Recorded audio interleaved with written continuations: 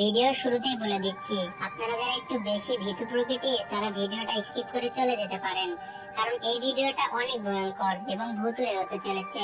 তো এইটাকে সিরিয়াসলি নেবেন না। আর হ্যাঁ, ঘটনাটা যেহেতু আমার নিজের সঙ্গে ঘটেছে, আর এই ঘটনাটা আমি আপনাদের সাথে শেয়ার না করে থাকতেই পারলাম না, যার কারণে গল্পটা আপনাদেরকে বলতেছি। তো যাই হোক, আশা করি গল্পটা আপনাদের ভালোই লাগবে।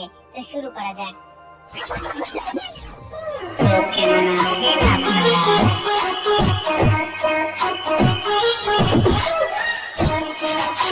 আমরা শহরে থাকি এবং শহরে পড়ালেখা করি।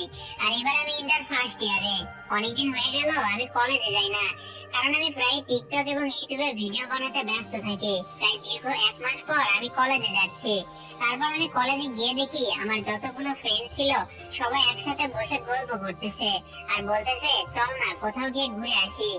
সবাই তো এই কথা বলতে বলতে আমি সেখানে হাজির, আর আমাকে দেখে সবাই বলতেছে কিরে বন্ধু, কি অবস্থা, কোথায় ছিলি এতদিন, তোর তো কোনো খোঁজ খবরই নাই, কোথায় হারিয়ে গেছিস? তারপর সাইড থেকে আরেকটা বন্ধু বলল, আচ্ছা তাহলে তুই এসেছিস, ভালোই করেছিস।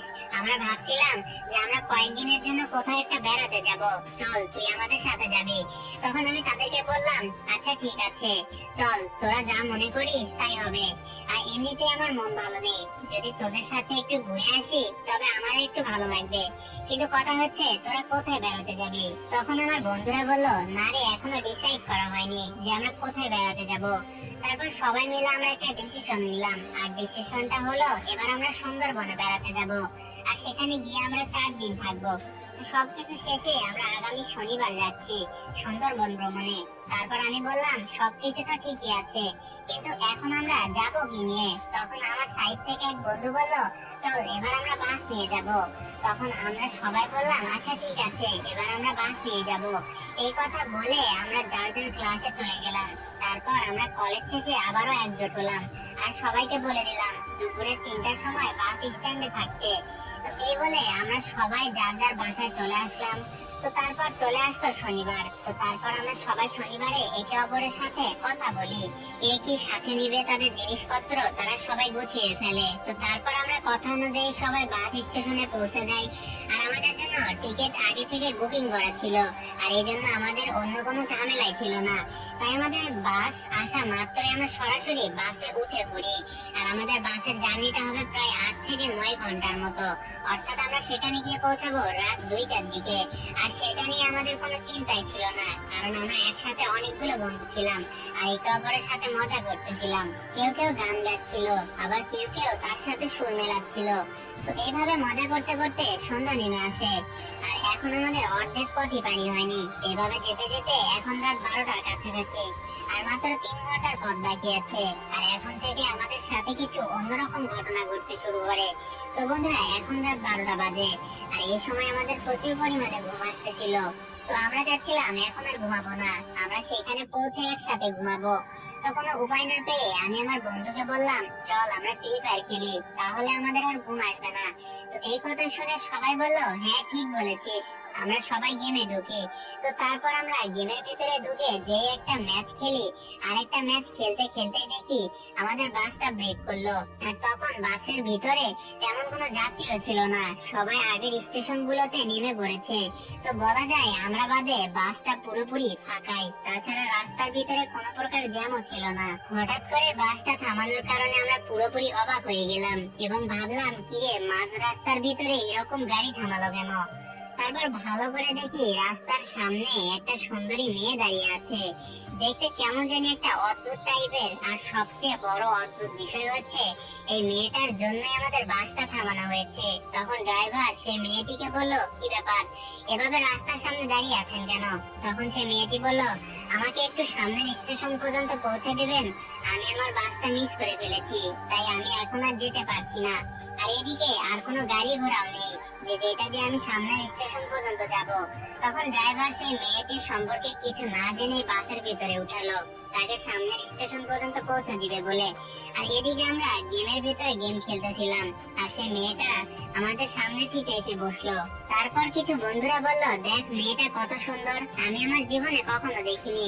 এক এক মন্তব্য করতে শুরু করলো এক একজন, কিন্তু সেই মেয়েটাকে আমরা বুঝতে দেইনি যে আমরা তাকে নিয়ে কথা বলতেছি। তাছাড়াও সেই মেয়েটার সঙ্গে আমরা কথা বলতে দ্বিধাবোধ করতেছি। ওই টাইমে আমাদের গেম খেলা দেখে সেই মেয়েটা বলল, ভাইয়া আপনারা ফ্রি ফায়ার খেলেন? তখন আমরা বললাম, হ্যাঁ এখন আমরা ফ্রি ফায়ারই খেলতেছি। তখন সেই মেয়েটি আমাদেরকে বলল, ভাইয়া আপনাদের সাথে কি আমাকে একটু নেবেন, আমিও ফ্রি ফায়ার খেলতাম। তখন আমরা মনে মনে ভাবতেছিলাম কি ব্যাপার, মেঘ না চাইতে বৃষ্টি। তখন আমরা সবাই বললাম, হ্যাঁ অবশ্যই অবশ্যই। তারপর আমরা আমাদের থিম কোড দিলাম, তারপর সে আমাদের থিম কোডে ঢুকলো। কিন্তু কথা হলো সেখানে আরো একটা স্কোয়াড ছিল। এখন কথা হচ্ছে তারা বলতেছে আমার স্কোয়াডে খেলবে, আবার আমরা বলতেছে আমার স্কোয়াডে খেলবে। আমাদের মধ্যে একটা হালকা পাতলা কথা হচ্ছিল। তো তারপর আমরা একটা ডিসিশন নিলাম, এক ম্যাচ তোদের সাথে খেলবে, আরেক ম্যাচ আমাদের সাথে খেলবে। তো তারপর কথা অনুযায়ী প্রথম ম্যাচটা আমাদের সাথেই খেললো। আর সেই মেয়েটির গেম প্লে এতটাই ভালো ছিল যে বোঝাই যায় না একটা মেয়ে এত সুন্দর করে গেম খেলতে পারে। তো পরের ম্যাচ আরেকজনের সাথে খেলতে লাগলো। তো তাদের সাথে অনেক ভালো করে গেম প্লে করছিল সেই মেয়েটা। তো তারপর সেই মেয়েটা সেই ম্যাচে বুইয়া নেয়। তো তারপর ডিসাইড করে তারা আরো একটা ম্যাচ খেলবে। তো কথা অনুযায়ী কথা চলছিল যে এক ম্যাচ আমাদের সাথে খেলবে, আরেক ম্যাচ তাদের সাথে খেলবে। তো এই নিয়ে আমাদের সাথে একটু কথা কাটাকাটি হচ্ছিল। কিন্তু তখন আমি তাদেরকে থামানোর চেষ্টা করছি, কিন্তু কোনোভাবে থামাতে পারছিলাম না। অজানা একটা মেয়ের জন্য নিজেদের মধ্যে ঝামেলা করার কোনো দরকার আছে? তো এইভাবে আমাদের কথা কাটাকাটি দেখতে দেখতে সেই মেয়েটা হাসতে শুরু করলো। তো তখন আমি সেই মেয়েটার হাসি দেখে ভাবতেছিলাম হয়তো আমাদের মধ্যে কথা কাটাকাটি হচ্ছিল, তার কারণে হয়তো মেয়েটা হাসতেছিল। কিন্তু না, আস্তে আস্তে সেই হাসির আওয়াজটা বাড়তে শুরু করলো। আর আস্তে আস্তে হাসিটা খুবই ভয়ঙ্কর লাগতেছে।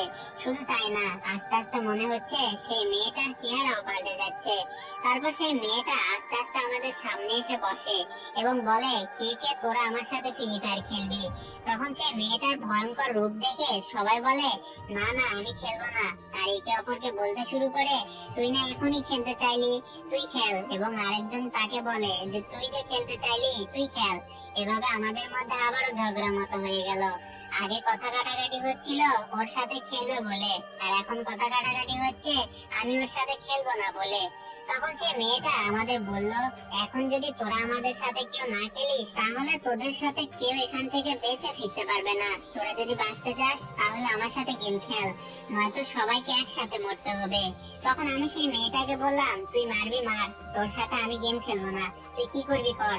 তখন এই কথাটা বলা মাত্রই সেই মেয়েটা তার আসল রূপটা দেখালো এবং তাকে দেখতে এরকম ছিল যে তার দাঁত অনেক বড় বড় ছিল এবং হাতের নখগুলো ছিল অনেক বড় বড়, আর চোখটা ছিল লাল, যা দেখতে খুবই ভয়ঙ্কর লাগছিল। তারপর সেই মেয়ের রূপে পেতনিটা বলতেছে, তুই নাকি আমার হাতে মরতে চাস, তাহলে মর। এবং এই কথা বলে সে তার লম্বা হাত দিয়ে আমার গলা চেপে ধরলো। তো যখনই সে আমার গলা চেপে ধরছিল ঠিক তখনই আমার মনে হলো বাসটা যেন পাহাড় থেকে পড়ে যাচ্ছিল। তারপর একটা ধাক্কা লাগলো। সেই ধাক্কার পর আমি ঘুম থেকে উঠে দেখি আমি খাট থেকে পড়ে গেছি।